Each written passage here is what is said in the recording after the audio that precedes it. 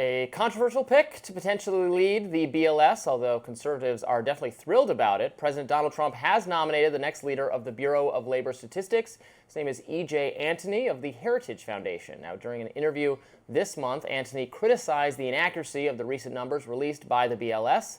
This is a move that's being widely criticized by not only Democrats, but even some conservative economists. Dave Herbert is an economist at the Conservative American Institute for Economic Research. He posted on X, ripping into the new nominee and hoping the Senate blocks this nomination. And on the other side, a former top economist for the Obama administration, Jason Furman, calling Antoni, quote, completely unqualified. If confirmed, Antoni will be replacing former President Biden's appointee, Erica McIntyre. Trump fired her earlier this month after alleging she was rigging the job's data. Antoni also called for her termination earlier this month as well. He was a guest on Rising a year or two ago, economist with the Heritage Foundation. We just read tweets from people criticizing him for some reason, but there are a lot of people who are also happy about his selection and hope that this data will be better, will not need as much revision as it has in recent months, and to get government running effectively. That's the mission. So my biggest concern is, you know how we talk about Laura Loomer and she comments and then something happens in the administration. Mm-hmm. Who's in charge? So we know that Steve Bannon has podcast guests, and then that leads to a decision now because we know that the reason why Antoni's in this position is because someone got fired. Someone got fired based off the conversation that was happening with Steve Bannon. And, you know, I feel like who is in charge? Like, who makes these decisions? Like, they go back and forth and fire people based on conversations that are happening on podcasts. I would like to see President Trump make a firm decision and not hire somebody who is the architect of Project 2025, you know, the thing that he has nothing to do with and does not like to implement, to then move forward and work in a position that he is completely... Project 2025 is just conservative. There's nothing nefarious or unusual about it. It is just conservative ideas. President Trump looked at it and said, I need to distance myself from this. Why? And then why hire half the team? Turn it into a boogeyman. But it's the same ideas. There's nothing weird. It's not some secret plan. People talk about it like it's like a cult, a cursed magical device with like black smoke coming off of it. It's just the same conservative policy that conservatives have wanted to do since the Reagan era. And it's a blueprint that Donald Trump is seemingly following step by step, and also hiring people within it. He's a conservative, Republican president. Well, he's not a traditional conservative in many ways. He just raised, our deficit by millions. Right. That's not conservative. Well, that was not in Project 2025. So he does whatever. I know, but he does whatever he wants, is what I'm saying. Yeah, I wish he had hewed more closely to Project 2025 when it comes to our debt and deficit. You're right. So Antoni has a lot of credentials, right? He graduated North Illinois University. No one said that he's not smart. People are saying that his career path is almost entirely partisan. People understand that the Heritage Foundation is partisan. People see him talk often and kind of just praise Trump all day on Newsmax and Fox. And this role is specifically supposed to be apolitical. This is somebody who's in a role to kind of balance things like our Federal Reserve interest data, like Social Security, which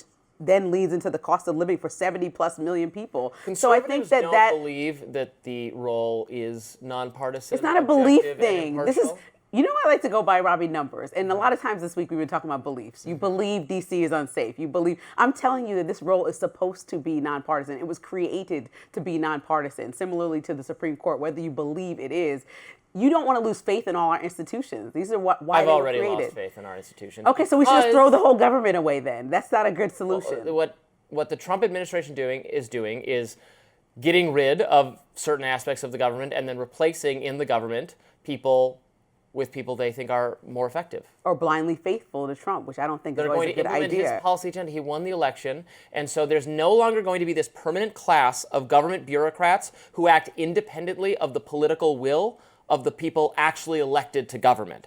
We had this crazy idea that when you win an election, the Electoral College and the popular vote, you then get to make government run the way you want. And if people don't agree with the way you're running it, then they vote you out of office in 4 years. What liberals seem to imagine is, well, there'll be a tiny aspect of government that is elected every 4 years, but most of it is functioning the way it continues to function, non-ideologically and non-partisan and impartial. No, those people have their own ideological views. They have a pro-government, grow-government, progressive outlook. And you're right, they have continued to operate regardless of which party is in power. Conservatives, Trump movement people are finally saying, enough of that. We have won now, and now the whole government will reflect our policies and priorities, or we'll get rid of it. Yeah, but like getting things like getting rid of a jobs report or getting rid of reports that give us information to see how far we've come, most of the reports that are coming out are not really pleasant when it comes to Donald Trump and the feelings, since we're talking about those of Americans. Like, he doesn't want any negative information about him. That's more like cowering to President Trump as opposed to massive revisions to the numbers. No, show me proof of that. If there's allegations, it's one thing. I want to see. That's not a. That's subjective. The numbers have had to be. They come up with numbers, and then a couple months later, they'd revise the numbers and say, actually, there were far fewer or far more jobs created than we thought. I mean, this was a problem actually for Kamala. And Trump, again, it's not that I never criticize him. Trump was wrong when he said that they cooked the books in some way to make things look better for Biden and Kamala. That's not what they did. They actually made it look much worse for them than it was. So that was a revision that hurt Kamala and Biden. But again, I'm just speaking to basic competence of people in government. Okay, competence. And we're talking about a lot of people that President Trump has hired that have been there, not to say this is not a skill to have, they've been like television hosts. That doesn't make you competent in the roles that President Trump is hiring. And so this guy is very smart man. What role qualifies you better than television host? So like this man is smart, but he has no experience in market statistics or macroeconomic agencies. These are all things that, specifically as I'm trying to understand the role and what you need to understand, it's more than what his role has ever done. So when you put somebody in these big positions, once again, it's like Trump misunderstanding what is required for attempted to be a political position that combs through numbers like this. I mean, he can learn on the job. So I don't know. Well, I read his expert economist at the Heritage Foundation. I presume he's qualified for the job. Well, a lot of people disagree, and even conservative people have said, quote, he either has shown a miscomplete understanding of economic data or a willingness to mislead. Even Republicans we read in and talked about it. And then we find someone who hasn't been a Republican for 20 years and is like a talking head on MSNBC. People count as a Republican even if they don't like things that are going on. Just like you said, you can criticize President Trump and you can criticize Republicans just like I can criticize Joe Biden. I can criticize anybody and still feel how I feel about certain policies and people. If you're a you can say somebody is the wrong Trump, choice. You're a representative of the smallest, tiniest sliver of the population. It basically doesn't exist. It only exists on the op-ed pages of elite newspapers and in the punditry jobs for television. Why do you have to hate Donald Trump? That's so extreme. Rather than saying, I disagree with your new hire. This doesn't make sense for the country. We would like to get to a space where we're not being bureaucratic and loyalist. And so why don't we just hire somebody that actually can comb through the numbers? Since you think everybody's a fraud anyway, every time a poll comes out that's not in your favor, you condemn it. So why don't we just hire somebody that's actually neutral as possible that we can find? Not somebody from the Heritage Foundation, which is so extremely non-neutral and partisan that it would be ridiculous to think anything that comes out of his mouth moving forward is going to be anything besides favorable to Trump. If they had picked someone from a liberal No, I didn't say liberal. Everything I said was neutral. Right, because the liberals always say we're nonpartisan.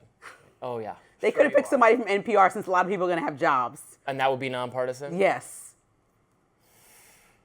Why is Elon Musk threatening to sue Apple? We'll tell you next.